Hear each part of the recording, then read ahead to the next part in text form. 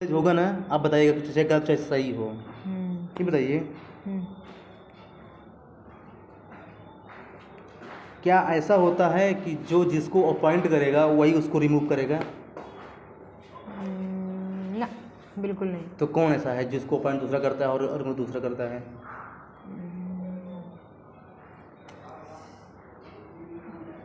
याद तो नहीं आ रहा है, पर इतना है कि प्रेसिडेंट अपॉइंट करता है, गवर्नर उसको रिमूव करता है। नहीं नहीं, ऐसा हो नहीं सकता। जिसको प्रेसिडेंट अपॉइंट करो गवर्नर उसको रिमूव कर ही नहीं सकता है। इसका उल्टा हो सकता है कि जिसको गवर्नर अपॉइंट किया है प्रेसिडेंट उसको हटा सकता है। जानते कौन? पीएससी के चेयरमैन, पब्लिक सर्विस कमीशन। क्यों? ये देखिए, तभी तो बहुत बताया था आपको ना कि आज मैं बहुत इंपॉर्टेंट चीज़ आपको बताऊंगा। कि बहुत पुराना मेरा नोट्स है, देखिए ये देखिए, अपॉइंटेड बाय द प्रेसिडेंट और रिमूव एंड अपॉइंटेड, नहीं नहीं नहीं नहीं, देखिए appointed by the governor, remove by the, president, है ना? मतलब कि इसको अपॉइंट कर रहा है गवर्नर लेकिन रिमूव करता है प्रेसिडेंट। हाँ, ये ध्यान रखिएगा, ये एक ऐसी पोस्ट है। कौन सी पोस्ट थी? अच्छा, जो पी हो ना, पब्लिक सर्विस कमीशन, स्टेट हाँ। पीसीएस, उसकी मेंबर को। इसे बताइए, क्या ऐसा है कि जैसे मान लो कि अगर किसी का ओथ दिलवाना है, ओथ, तो हमेशा उससे बड़ा आदमी ही ओथ लेगा उसका? दिलवाएगा या लेगा? लेगा, वही मतलब, ये दिलवाएगा फिर लेगा। हाँ। हमेशा बड़ा आदमी उससे लेगा। ये बताइए, प्रेसिडेंट का ओथ कौन लेता है? सीजीआई। तो क्या सीजीआई प्रेसिडेंट से बड़ा है? नहीं, तो फिर लेकिन फिर भी वो देखा जाए तो वो बड़ा ही है ना, प्रेसिडेंट को छोड़ दिया जाए तो। पोस्ट अगर मतलब जुडिशरी में देखा जाए तो सबसे बड़ी पोस्ट तो वही है ना। प्रेसिडेंट से बड़ा तो, अरे सीजीआई से बड़ा तो प्राइम मिनिस्टर होगा है। Prime minister. लेकिन प्राइम मिनिस्टर पॉलिटिकल पोस्ट है ना, इसलिए वो आंसर नहीं होगा।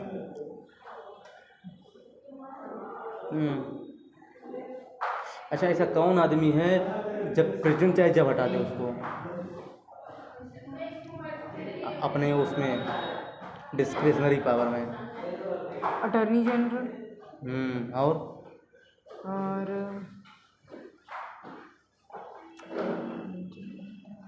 गवर्नर को? हाँ, गवर्नर को भी तो हटा सकती है। और प्राइम मिनिस्टर को? नहीं, फिर उसके लिए तो कंडीशन हो जाती है ना, जब मर्जी तब तो नहीं हटा सकती ना उसको। राइट।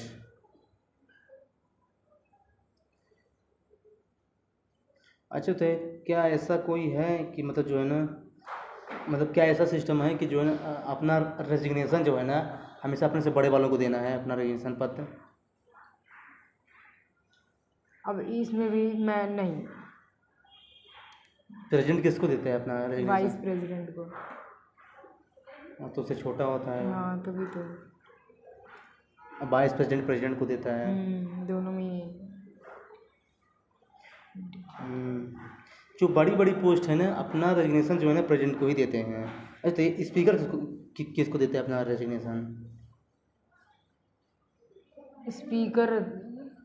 अरे स्पीकर तो मेंबर होता है ना, स्पीकर के नाम से थोड़ी रेजिग्नेशन देता है वो।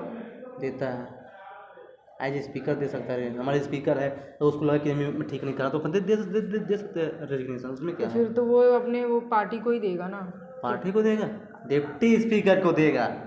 अच्छा, हाँ, डिप्टी स्पीकर को देगा। हाँ, एक क्रम मत रखिए ना, देखिए अपने से जो उसी क्रम वाले को लोग होती है, देखिए प्रेसिडेंट वाइस प्रेसिडेंट को, वाइस प्रेसिडेंट प्रेसिडेंट को, ऐसे स्पीकर डिप्टी स्पीकर को, डिप्टी स्पीकर स्पीकर स्पीकर को। को। ऐसा रखिए ना, अपने ही लोगों को देते हैं वो रेजिग्नेशन। ध्यान रखिएगा। मैं ऐसा चीज़ इसलिए ना याद करवा रहा हूँ क्योंकि क्या है, कैसे यूपीएससी कंफ्यूज कर सकता है। चूँकि भाई यूपीएससी अब इजी क्वेश्चन नहीं पूछेगा, देखना इस बार अब घुमाएगा और लोग घूमेंगे भी।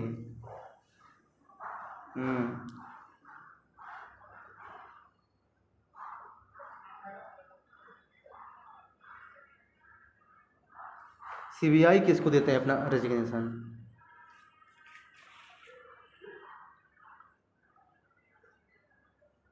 सीबीआई भी रेजिग्नेशन देते हैं, हाँ तो देते ही हैं। नहीं दे रहे रेजिग्नेशन, हर कोई देगा यार। सेंटर को, सेंटर का है क्या है? सेंट्रल गवर्नमेंट सेंटर तो मतलब सेंटर में बहुत ज़्यादा हो जाता है। को बहुत ज़्यादा मतलब सेंटर में कौन सेंटर भाई? सेंटर तो थोड़ी है। हाँ भाई, सेंटर मतलब क्या सेंटर हो? पीएम को। गवर्नमेंट ऑफ इंडिया को देता है।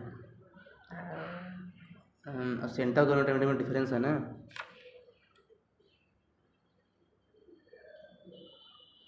सेंट्रल गवर्नमेंट ऑफ इंडिया ये नहीं तो है। लोकपाल का चेयरमैन कौन देगा?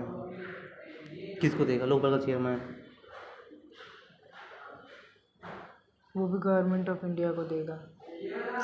प्रेसिडेंट को। क्यों? वही है, सीबीआई ही है केवल जो वो देता है गवर्नमेंट ऑफ इंडिया को, क्योंकि वो जो है ना वो एग्जीक्यूटिव से बना है।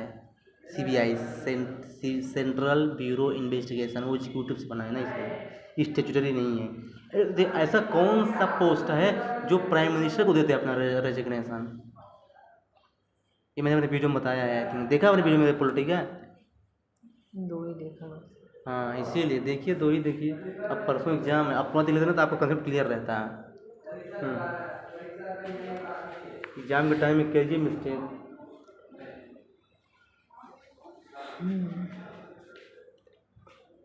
एग्जाम के टाइम में मिस्टेक नहीं करना चाहिए। मैं जानबूझ के थोड़ी की है। नीति आयोग का 22 चेयरमैन जो है ना वो अब देता है अपना रेजिग्नेशन प्राइम मिनिस्टर को, क्योंकि नीति आयोग का चेयरमैन कौन होता है? Prime minister. इसलिए ऐसे लिंक किया जाता है। तो आपने केवल आइसक्रीम खाने से थोड़ी काम चलेगा। आपने नीति आयोग का थोड़ी आइसक्रीम जानते कब खाइएगा? हम्म। सेट पेपर के पहले। अच्छा। जीएस की चूँकि गर्मी रहेगी, बढ़िया आइसक्रीम खा के जाएगा अंदर क्लास के, और लस्सी उसी पी लीजिएगा आसपास होगी तो। दिमाग ठंडा होना चाहिए। अब मेरा वीडियो देख लीजिएगा सी सेट का कोई ना कोई। ठीक है। आपके यहाँ आसपास रहता है ना आइसक्रीम वगैरह होगा ना सेंटर में? पता नहीं, हो तो जाकर ही पता चलेगा। अब स्कूल है तो हो गई यार।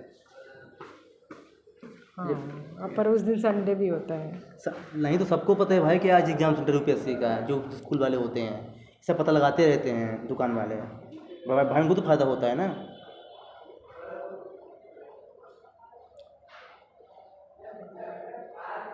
ये बताइए, ये जो national commission for backward class है ये कॉन्स्टिट्यूशनल है? इसको कौन हटाता है? प्राइम मिनिस्टर, अरे सॉरी प्रेसिडेंट, क्या बोल रही हूँ, president.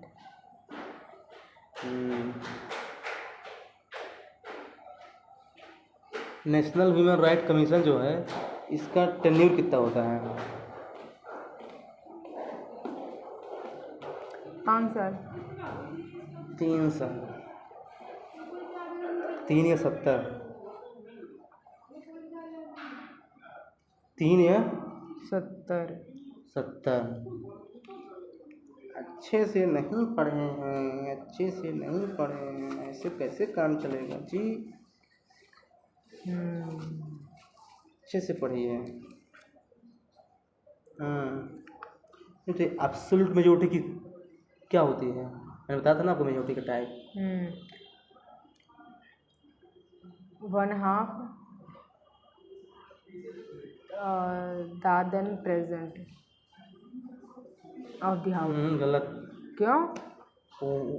1/2 the total. Half plus 1 total होता है, टोटल का 1/2 द प्रेजेंट तो उसको प्रेजेंट वोटिंग तो उसका होता है सिंपल मेजोरिटी। बेसिक चीज़ गलत करेंगे तो कहाँ से काम चलेगा?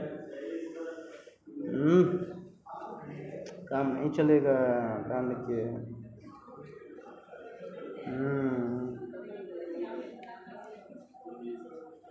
ऐसे काम नहीं चलेगा।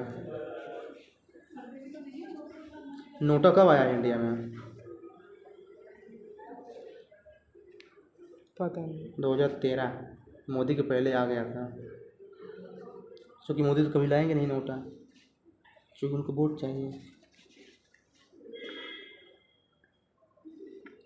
ये बताइए, नेशनल गंगा काउंसिल का चेयरमैन कौन होता है? प्राइम नेस- मिनिस्टर। हाँ, ये जो ऐसी चीज़ें होती है जैसे NITI Aayog, PM cares fund, national Ganga council, inter state council, है ना, national defence fund, national integration council, national board for wild life, national water सब में रिजर्व नेशनल काउंसिल, लगा इन होता सब का जो है ना, नहीं ऐसा नहीं है, इन सब को जो है प्राइम मिनिस्टर होता है। यहाँ तक कि वो नेशनल डिजास्टर मैनेजमेंट अथॉरिटी का भी जो है प्राइम मिनिस्टर ही होता है चेयरमैन। तो ये फाइनेंशियल स्टेबिलिटी डेवलपमेंट काउंसिल, इसका चेयरमैन कौन होता है? Finance minister. यही तो गलत है। यही तो वो घुमाता है ऐसे देगा, चूंकि फाइनेंस से लेंगे तो लोग बोलेंगे फाइनेंस मिनिस्टर होगा, नहीं। पीएम है फिर हम्म, तो क्या होम मिनिस्टर है? कैबिनेट कमेटी और अपॉइंट करती है, मतलब एक कमेटी बैठती है, वो अपॉइंट करती है इसके चेयरमैन को। तो कोई भी हो सकता है। हाँ, कोई फिक्स नहीं कि मतलब प्राइम फाइनेंस मिनिस्टर होगा, मतलब कोई सेक्रेटरी लेवल का आदमी हो सकता है, आईएएस भी हो सकता है। ये बताइए, चीफ इलेक्शन कमीशन का जो है रीअपॉइंटमेंट हो सकता है? नहीं। और इलेक्शन कमीशन का नहीं। हो सकता है उसका।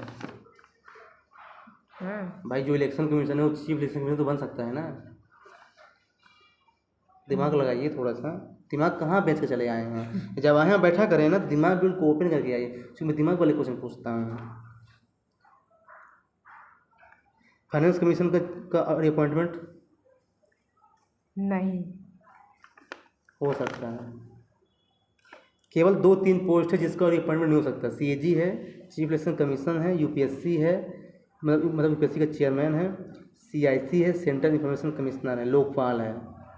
इनका नहीं हो सकता। हाँ, बाकी जो है ना एनएचआरसी वगैरह सबको हो सकता है। अच्छा, तो ये यूनाइटेड नेशन सिक्योरिटी काउंसिल को हो सकता है पूरी अपॉइंटमेंट? किसका? United nation security council.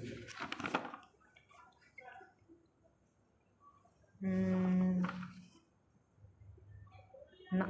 हो सकता है लेकिन गैप से, मतलब जैसे देखिए अभी एक बार हुआ ना, हाँ। जैसे मैं बन गया चेयरमैन, फिर लगातार फिर नहीं बनता, 2 साल बाद गैप से फिर से बन जाऊँगा। हाँ सही पढ़ा बात। है कहीं? हाँ ठीक है, समझ गई मैं। ये बहुत इंपॉर्टेंट है। अरे बताइए, प्रेसिडेंसी भी तो इसी तरह से मिलती है ना। हाँ, और हाँ, अरे बताइए, United nation human right council का रीअपॉइंटमेंट हो सकता है? पता नहीं। हो सकता है, लेकिन केवल 2 बार ही। तो एक बार हुए, फिर एक बार फिर से और हो गया, 2 बार ही। तो ऐसे चीज़ें ध्यान रखा करें, ऐसी चीज़ें बता रहा हूँ ना, एक साथ कहीं आपको नहीं मिलेगा। मैंने देखिए नोट डाउन किया एक साथ, बहुत सारे टेस्ट सीरीज से कम से कम 300-400 टेस्ट सीरीज सॉल्व करने के बाद ऐसी चीज़ें एक साथ मिली हैं। आपको क्या लग रहा है हल्के में? मेरे शॉर्ट नोट्स है पूरे टेक में। मैं लक्ष्मीकांत कभी नहीं पढ़ता, मेरा यही नोट्स है 4-5 पेज तो पढ़ी तो होगी ना पहले। हाँ, एक बार पहले पढ़ा था, लेकिन कम ही पता। मैं अपना नोट्स पढ़ा हूँ, क्लास नोट्स कोचिंग के।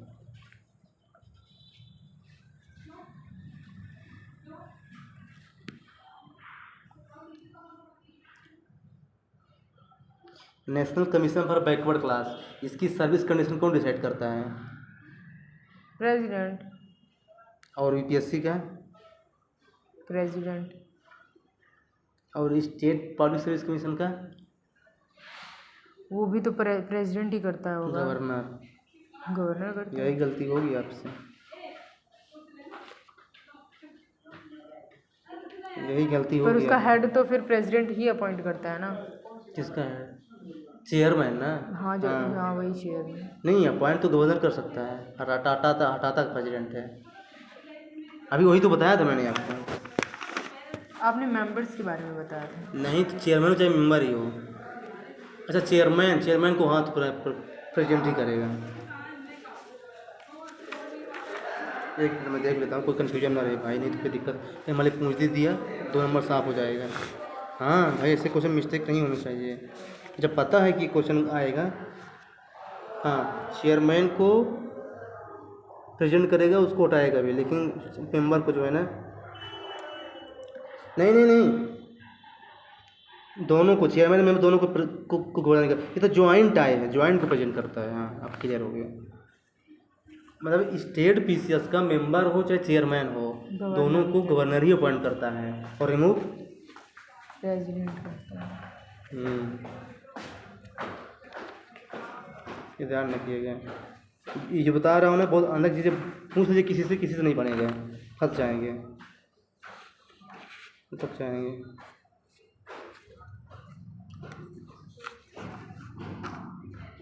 ये बताइए, ऐसा कौन सी ऑर्गेनाइजेशन है या बॉडी है जो सुमोटो एक्शन नहीं ले सकता, मतलब अपने से?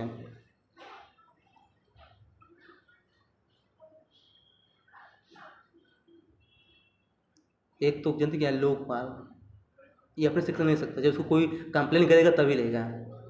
और एक सीबीआई, एक ईडी इन्फोर्समेंट डायरेक्टोरेट, और एक ये है स्पीकर लोकसभा का। अगर मान लो जो कोई आदमी अगर दल बदल कर रहा है ना एंटी डिफेक्शन लॉ के तहत, तो वो अपने से नहीं लेगा, जब कोई कंप्लेन करेगा ना तब लेगा।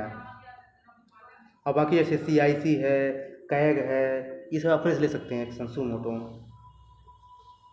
ये सब चीज़ें आपको सब बता रहा हूँ, ऐसे एक साथ आपको कहीं लिखा नहीं मिलेगा। तो ये जीएसटी काउंसिल जो है, तो इसमें मतलब पास होने के लिए बिल, इसके अंदर कितनी मेजोरिटी चाहिए? स्पेशल मेजोरिटी चाहिए प्लस राज्य का भी चाहिए। क्यों? जीएसटी का कॉन्स्टिट्यूशन में नहीं, जीएसटी काउंसिल की मीटिंग होती होगी ना आपस में लोगों की, तो अगर कोई समझौता पास करना है तो उसमें कौन सी मेजोरिटी चाहिए, ये पूछ रहा हूँ। अच्छा, उसमें अच्छा, जीएसटी काउंसिल कौन चेयर करता है, चेयरमैन कौन होता है? इसमें तो बहुत सारे राज्य वाले। आरबीआई गवर्नर होता है क्या? नहीं। हाँ तो नहीं, तो एक तो चेयरमैन होगा ना कोई। हाँ, कौन होता है? May be finance minister. उसके पास इतना टाइम है क्यों इसका चेयरमैन करेगा? फाइनेंस सेक्रेटरी होता है क्या, एक स्पेशल चेयरमैन? ठीक है, चेक कर लीजिएगा। इसकी जो मेजोरिटी होती है ना 3/4 होती है, यानी 100 में से 75 लोग जो इसको एग्री हुए ना, तभी जाके जो है ना बिल पास होगा इसके अंदर। ये बहुत इंपॉर्टेंट है, किसी ऐसे कुछ पूछता रहना चाहिए। आरटीआई आप कहाँ कहाँ नहीं लगा सकते हैं? एक तो पीएम केयर्स फंड में आरटीआई आप वहाँ नहीं लगा सकते जो बहुत सेंसिटिव चीज़ें हों, जैसे नेशनल सिक्योरिटी सोवरेनिटी हो, और या फिर आरटीआई लगाने से कोई फ़ायदा नहीं होगा। जैसे पीएम केयर्स फंड, ये पब्लिक फंड है ही नहीं, तो कहाँ से आरटीआई लगेगी इसमें? मोदी ने इसको मना किया हुआ है कि पब्लिक फंड नहीं है ये।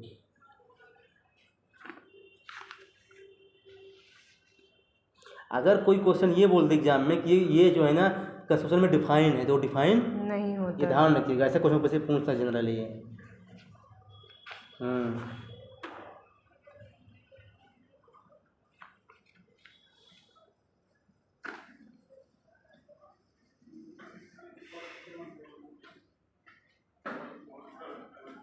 ये बताइए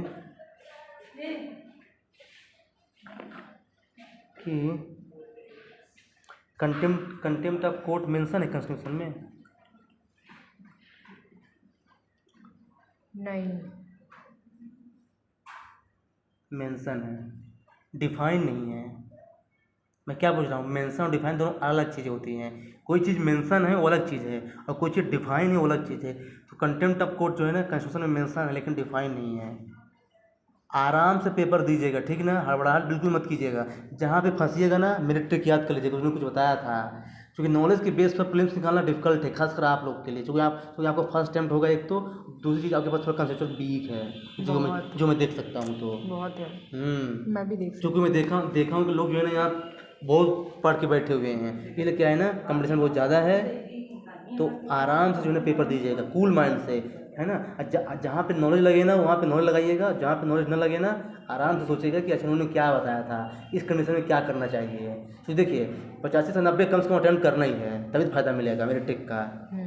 तो इतना तो करना ही है। अब इसके लिए भैया को तुक्का तो मानना पड़ेगा, मतलब तुक्का नहीं बोल सकते, मतलब कैलकुलेटिव गेस बोल सकते हैं उसको, मतलब कैलकुलेटिव गेस करें, एजुकेटेड गेस उसको बोल सकते हैं। तो ये ध्यान रखिएगा। देखिए पब्लिक इंटरेस्ट लिटिगेशन, ये कॉन्स्टिट्यूशन में मेंशन है, बहुत इंपॉर्टेंट है, ऐसे क्वेश्चन पूछ देता है, नहीं मेंशन है। मॉडल कोड ऑफ कंडक्ट, कहीं नहीं मेंशन है, न किसी लॉ में, न कॉन्स्टिट्यूशन में। ये बस ऐसे ही इलेक्शन कमीशन लगा देता है। तभी तो बोला जा रहा है कि जो है इसको जो है मेंशन कर दो कॉन्स्टिट्यूशन में, मॉडल कोड ऑफ कंडक्ट को।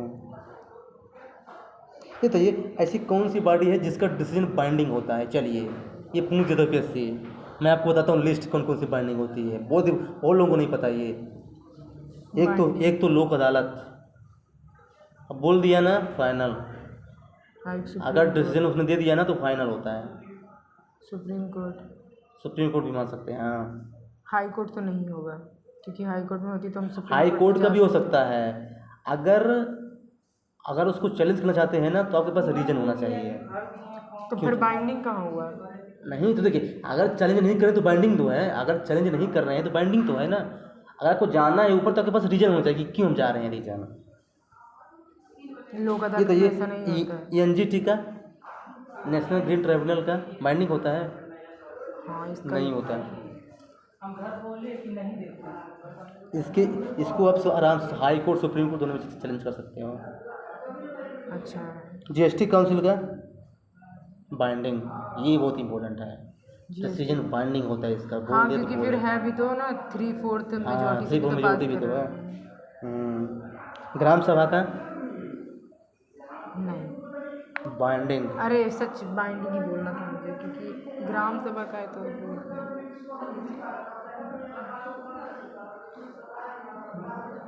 अच्छा, स्पीकर का डिसीजन जो लोकसभा में होता है वो भी बाइंडिंग होता है। बाइंडिंग नहीं होता, फाइनल होता है। अच्छा, उसको फाइनल। हाँ, अगर करना है चैलेंज ना तो सुप्रीम कोर्ट कर सकते हैं, है ना, लेकिन टाइम लेना पड़ेगा आपको इसके लिए स्पीकर से कि मैं इतने दिन के अंदर चैलेंज करूँगा आपके डिसीजन को। लेकिन अगर नहीं कर रहे तो फिर उसको फाइनल और बाइंडिंग माना जाता है।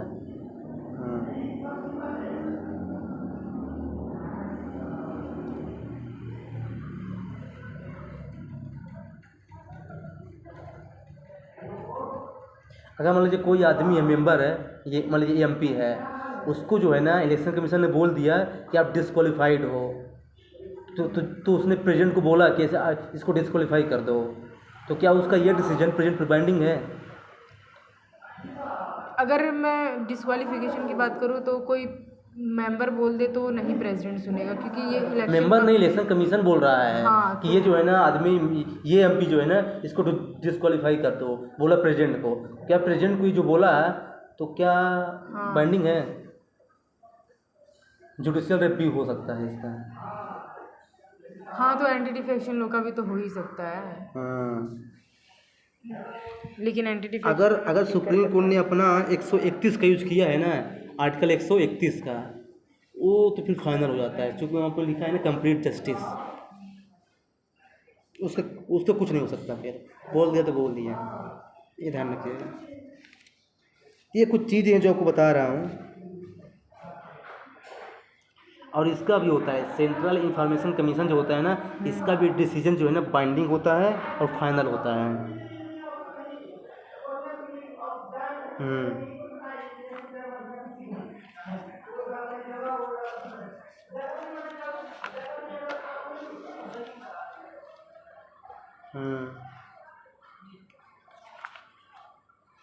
एक ये थोड़ा सा आपको बता दूँ, ये तो SC/ST को अगर इंक्लूड करना है ना, मतलब किसी कम्युनिटी को अगर SC/ST में इंक्लूड करना है तो इसका नोटिफिकेशन कौन लाता है? प्रेसिडेंट। गलत, पार्लियामेंट। और उसको करता कौन है? प्रेसिडेंट। नोटिफिकेशन पार्लियामेंट लाएगा और करेगा कौन? प्रेसिडेंट। ये ध्यान रखिएगा। Service condition of high court जज कौन डिसाइड करता है? सर्विस कंडीशन हाई कोर्ट जज। Who decides the service condition of high court जज? पार्लियामेंट। यस। इसमें लोग प्रेसिडेंट आके चले जाते हैं, ध्यान रखिएगा, क्योंकि भाई जज है वो।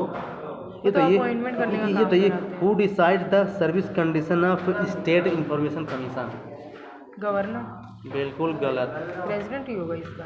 बिल्कुल गलत। सेंट्रल लेजिस्लेटिव होगा। गवर्नमेंट, सेंट्रल गवर्नमेंट है, क्योंकि सेंट्रल गवर्नमेंट की पावर में है ना ये, इसलिए। And who decide the service condition of state human right commission?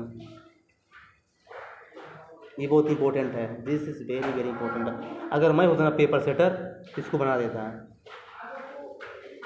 100% है इसका जो है ना, state state human right commission होगा। मतलब क्या आंसर होगा बताइए? State legislature. नहीं, गवर्नर। इसका होगा स्टेट, मतलब स्टेट गवर्नमेंट है वही।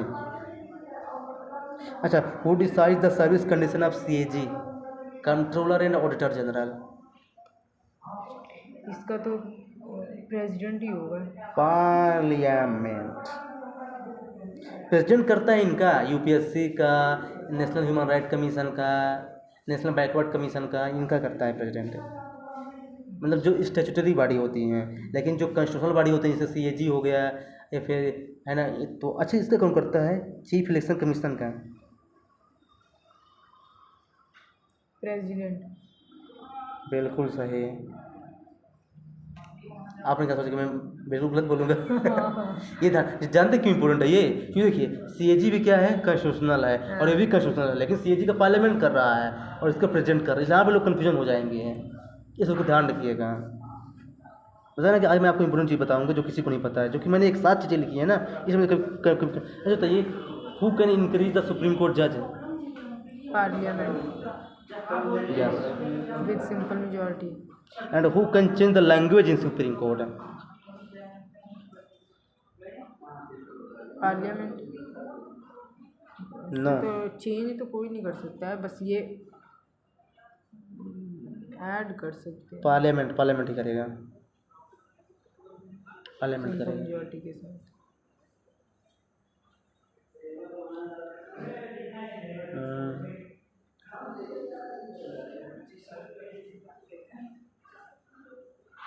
Who decide the qualification of state finance commission?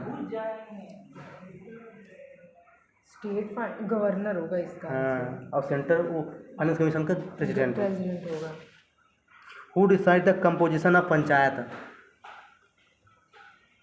ये आप गलत करेंगे 100%, गारंटी देता हूँ। चलिए चैलेंज है, आप इसको सही कर लीजिए। State governor. बताया ना, गलत बताएंगे। स्टेट लेजिस्लेचर, स्टेट गवर्नर कोई सोच भी नहीं होगा, सकता। स्टेट लेजिस्लेचर सोचिए है इसका आंसर। सोचिए, आदमी जो है ना सोचेगा स्टेट गवर्नमेंट या फिर गवर्नर सोचेगा, यानी इसको कहाँ सोच पाएगा? स्टेट लेजिस्लेचर सबसे डिफरेंट है।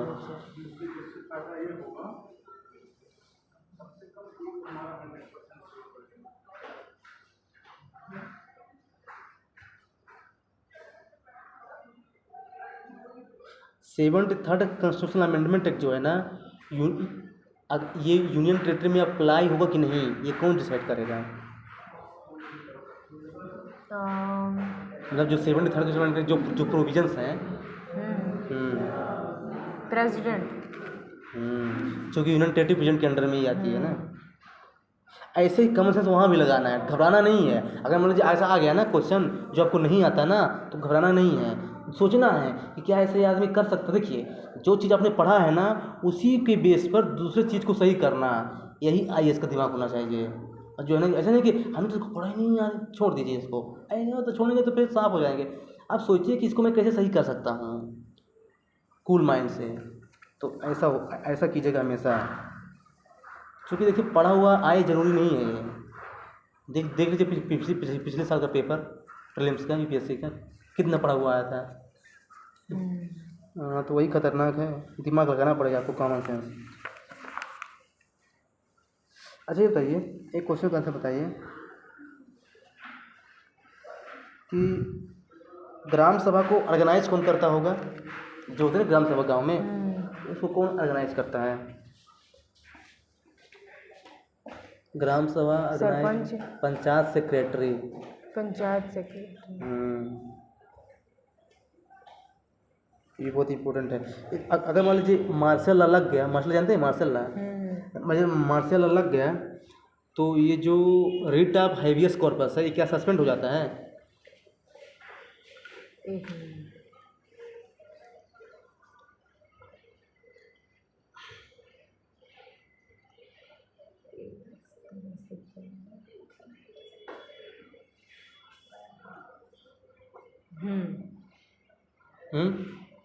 नहीं होता। बहुत इम्पोर्टेंट है ये। और फंडामेंटल राइट हाँ वो हो जाता है। हाँ अगर मान लीजिए नेशनल इमरजेंसी लग गया तब भी तो हो जाएगा। हैबियस कॉर्पस सस्पेंड हो जाएगा। नेशनल इमरजेंसी के टाइम पे ना हैबियस कॉर्पस, सारे ही फंडामेंटल राइट प्रेसिडेंट अगर करना चाहे तो कर सकते हैं। हैबियस कॉर्पस की बात कर रहा हूँ मैं। हाँ वो भी हो जाएगा। और आर्टिकल 19 भी, 21 भी नहीं 21 और 22 नहीं, 21 20 हाँ दोनों 20 कभी और नहीं होंगे। 29 और 19 जो है ना होगा, लेकिन प्रेजेंट के नोटिफिकेशन पे है। क्या आर्टिकल 19 सस्पेंड हो सकता है। हाँ नहीं, हाँ, जो 19 होता है ना वो ऑटोमेटिकली ख़त्म हो जाता है जब एक्सटर्नल लगता है तो। एक्सटर्नल में ना, और इंटरनल में इंटरनल में नहीं। लग सकता है तब भी, लेकिन प्रेजेंट हाँ अगर नोटिफाई present करेगा है तो हाँ। ये थोड़ा ध्यान रखें। हो गया, अल्टीमेटली वही है। बाकी जो है ना आप अपने से रिवाइज कर लीजिए। मैंने मतलब मेन चीज़ को टच किया है, हो गया।